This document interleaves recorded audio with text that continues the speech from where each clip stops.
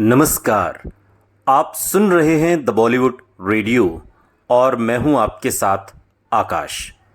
दोस्तों, आज के इस पॉडकास्ट में बात राजेश खन्ना के आखिरी दिन की। 18 जुलाई साल 2012, दिन बुधवार। बॉलीवुड के पहले सुपरस्टार राजेश खन्ना ने आज दोपहर बांद्रा स्थित अपने घर आशीर्वाद में अंतिम सांस ली। वो 69 साल के थे और निधन के वक्त राजेश खन्ना के पास उनका पूरा परिवार मौजूद था। उनकी बेटियां ट्विंकल, रिंकी और पत्नी डिंपल भी उनके साथ थी। उनका अंतिम संस्कार कल 11 बजे होगा, यानी कि 19 जुलाई 2012। लेकिन सितारों के घर आकर उनके अंतिम दर्शन करने और श्रद्धांजलि अर्पित करने का सिलसिला आज से ही शुरू हो गया है। हिंदी फिल्मों के करिश्माई सुपरस्टार राजेश खन्ना लंबे समय तक बीमार रहे, लेकिन फिर भी उनकी मौत की खबर पर यकीन करना उनके फैंस के लिए आसान नहीं था। प्रशंसकों की भारी भीड़ को देखते हुए उनके घर के बाहर सुरक्षा बढ़ा दी गई। अपने प्रशंसकों द्वारा काका कहकर पुकारे जाने वाले अभिनेता राजेश खन्ना ने 170 से ज़्यादा फिल्मों में काम किया।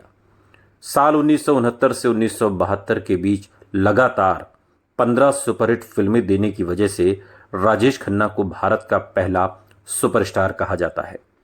उनकी सफल फिल्मों में आराधना, हाथी मेरे साथी, आनंद और अमर प्रेम थीं। इन फिल्मों के सहारे राजेश खन्ना अपने प्रशंसकों के दिलों में हमेशा जिंदा रहेंगे। ये खबर 18 जुलाई साल 2012 को कमोवेश हर टीवी चैनल पर पढ़ी जा रही थी। उसी का एक हिस्सा हमने आपको पढ़कर सुनाया। लेकिन चूंकि बात हो रही है उस रोज़ की जब राजेश खन्ना का निधन हुआ, जिस दिन, और उस दिन एक पत्रकार जो वहाँ पर मौजूद थे, जो इस दुखद घटना को कवर करने के लिए मुंबई में थे, वो किस तरीके से बात के दिनों में एक आर्टिकल में उस दिन का ब्यौरा देते हैं, वो हूबहू आज आपके सामने है। वो लिखते हैं कि मैं उस दिन मुंबई में था। टेलीविज़न चैनल एबीपी न्यूज़ के एक खास शो के लिए मैं मुंबई के कबालिस्तान स्टूडियो, कमाल अमरोही स्टूडियो में शूटिंग कर रहा था। और जब 18 जुलाई 2012 की सुबह मुझे राजेश खन्ना की मौत की खबर मिली, कुछ दिन से ट्विटर और फेसबुक पर उनके बेहद ख़राब स्वास्थ्य की बातें लगातार हो रही थी। पिछले कुछ हफ्तों से मीडिया भी उनकी लाइलाज बीमारी के बारे में रिपोर्ट कर रहा था, लेकिन ये खबर अप्रत्याशित तो नहीं थी। लेकिन जैसे जैसे इस खबर के बारे में सोचता रहा, दिलो दिमाग पर जाने क्यों ये एहसास हावी होने लगा जैसे कुछ खो गया है। ये अजीब बात थी। राजेश खन्ना किसी किंवदंती की तरह थे, भारत के पहले सुपरस्टार जिनकी कामयाबी आज एक मिसाल मानी जाती है। ये अलग बात है कि बाद के सालों में सफलता ने उनका साथ छोड़ दिया था, लेकिन फिर भी जो मुकाम राजेश खन्ना ने हासिल किया 15 back to back super duper hit फिल्मों का, वो आज तक कोई तोड़ नहीं पाया। मैं ये बताना ज़रूरी समझता हूँ कि मैं कभी भी राजेश खन्ना का ज़बरदस्त फ़ैन नहीं रहा। बाद में आनंद, आराधना और नमक हराम जैसी उनकी फिल्मों ने मुझे बेहद प्रभावित किया था। इन फिल्मों में मुझे उनमें एक अजीब सी सरलता, जादुई चार्म और आंखों में ईमानदारी नज़र आई थी, जो किसी चुंबक की तरह सबको अपनी तरफ खींचती थी। उनके मास हिस्टीरिया से जुड़े किस्से भी मैंने बहुत सुने थे। किस तरह लड़कियां उन्हें खून से ख़त लिखती थीं, लड़के उनके हेयर स्टाइल, उनकी अदाओं और गुरु कुर्ते की नकल किया करते थे। उनकी एक झलक के लिए उनके दीवाने फ़ैन घंटों इंतज़ार करते थे। उन्हें देखकर खुशी से चीख पड़ते थे।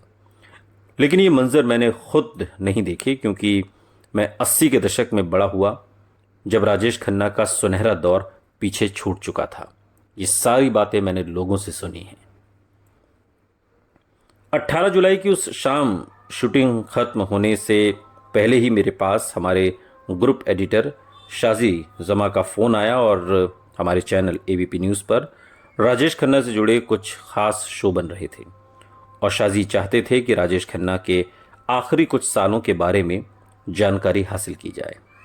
साथ ही जीवन के विभिन्न पड़ावों में उनके करीब रहे लोगों से भी बात की जाए। इस फोन कॉल के साथ ही एक सफ़र की शुरुआत हुई।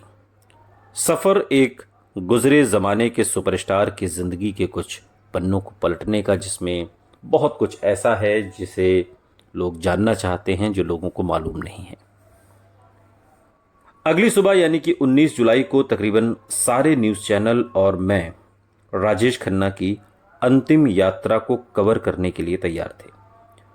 राजेश खन्ना के बंगले आशीर्वाद के बाहर भारी भीड़ जमा थी और मैंने भी इसमें शामिल होने का फैसला किया। अपने आखिरी सफ़र में भी राजेश खन्ना किसी राजा से कम नहीं थे। हज़ारों की तादाद में उन्हें श्रद्धांजलि देने के लिए आए उनके फैंस उनकी एक झलक देख लेना चाहते थे और वहीं देश भर में लाखों लोग अपने टीवी सेट्स के सामने बैठे ये तमाम तस्वीरें लाइव देख रहे थे। मुंबई में उस समय बारिश भी शुरू हो गई थी, मगर इसके बावजूद उन्हें आखिरी सलाम देने आए उनके चाहने वाले अंत तक इस यात्रा में शामिल रहे। ये दीवानापन ही था। उनके कई फैंस के साथ कंधे से कंधा मिलाकर चलता हुआ मैं ये सोच रहा था कि आज इस भूतपूर्व सुपरस्टार की मौत पर यह हाल है तो उनके सुपरस्टारडम वाले दौर में दीवानगी का क्या आलम रहा होगा। सबसे खास बात तो ये थी कि इस भीड़ में ऐसे बेशुमार लोग थे जो फिल्म इंडस्ट्री का हिस्सा भी नहीं थे। वो बस राजेश खन्ना को उनकी फिल्मों के जरिए जानते थे। बारिश उनके कपड़ों को भिगो रही थी और राजेश खन्ना का ख्याल उनकी आंखें नम कर रहा था।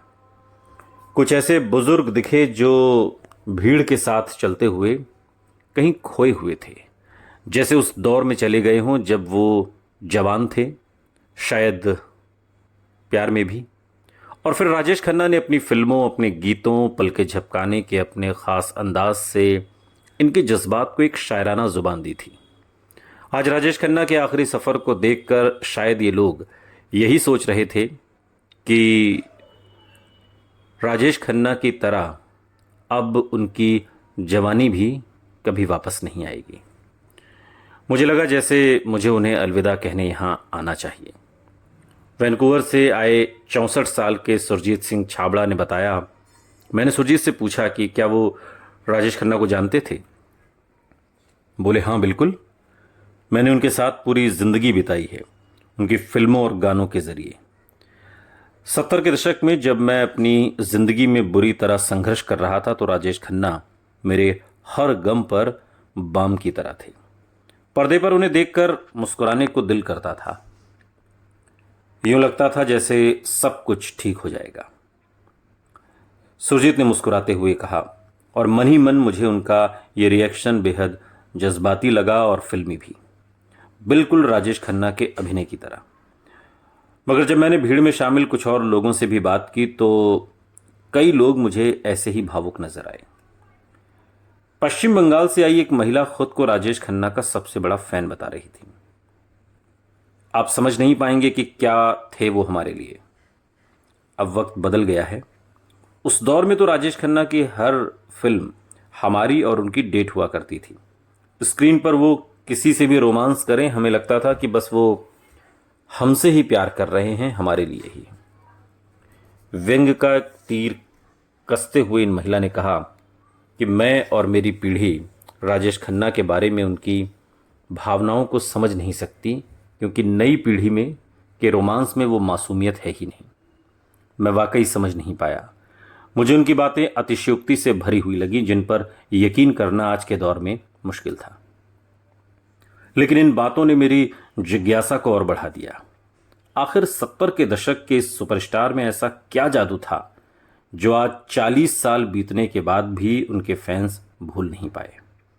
इन बेमिसाल कामयाबी के बाद कैसे उन्होंने स्टारडम खोया और क्यों अपनी जिंदगी के आखिर के सालों में वो नाकामी के अंधेरों में रहे।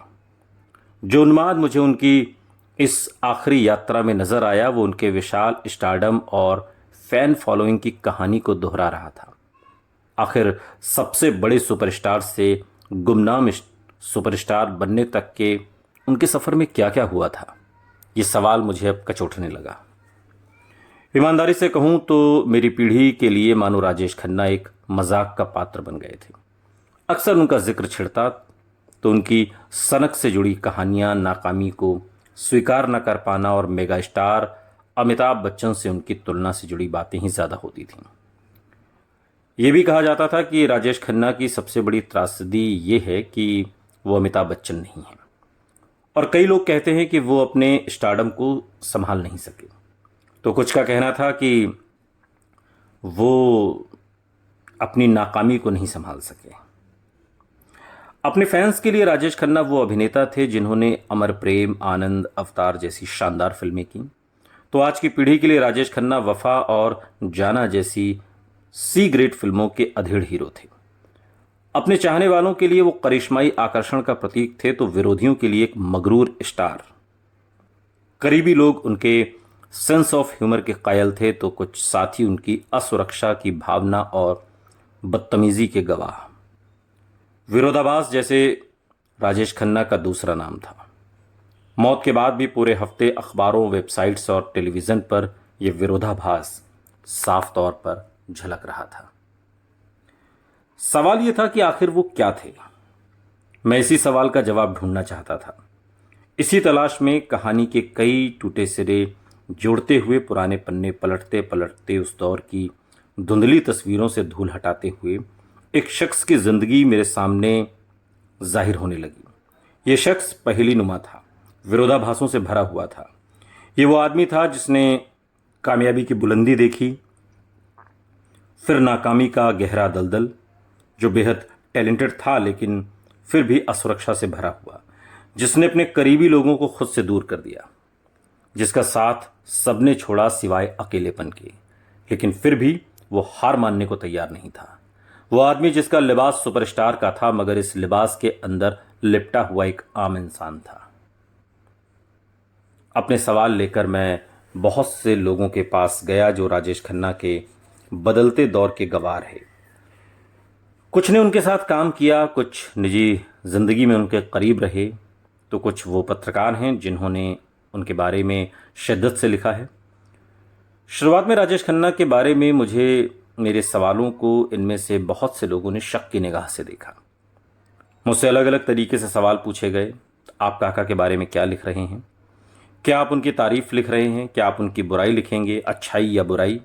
मैं हैरान था क्योंकि सवाल पूछने वाले लोगों ने जैसे तीसरे परिदृश्य के बारे में सोचा ही नहीं था, यानी एक जटिल मगर दिलचस्प शख्सियत के बारे में संतुलित वर्णन। अपने समाज में गुजरे हुए व्यक्ति के बारे में आमतौर पर बुरा नहीं कहा जाता। शायद इसलिए राजेश खन्ना के साथ काम कर चुके कुछ को स्टार्स और उनके करीबी दोस्तों ने मुझे जो लंबी बातचीत की, मगर उन सबके इंटरव्यूज़ का सार यही था कि राजेश खन्ना महान व्यक्ति थे या राजेश खन्ना कमाल के एक्टर थे। जब मैं उनके बुरे दौर और विवादों पर सवाल करता तो जवाब मिलता, तो काका चले गए, अब क्या बोलना, वो सब पुरानी बातें हैं। कई लोगों ने मुझसे मिलने तक से इनकार कर दिया। मैंने राजेश खन्ना की पत्नी डिम्पल कपाड़िया से भी बात करने की कोशिश की, लेकिन मेरे संदेश का उनकी तरफ से कोई जवाब नहीं आया, और ऐसी घटनाएं वाकई निराश करने वाली थी। इसकी वजह से सिनेमा के इतिहास के एक अहम हिस्से को दस्तावेज करने में तो मुश्किल आई ही। फिर ऐसे लोग मिले जो अपनी यादों के सहारे मुझे भी उसी दौर में ले गए। उनकी जानकारियों और स्मृतियों के रंगीन चश्मे से 60 और 70 के दशक की हिंदी फिल्म इंडस्ट्री को देखना एक बेहद खूबसूरत अनुभव साबित हुआ। हिंदी सिनेमा से जुड़े इन किरदारों की यादों पर सवार होकर मैं जैसे उसी दौर में पहुंच गया।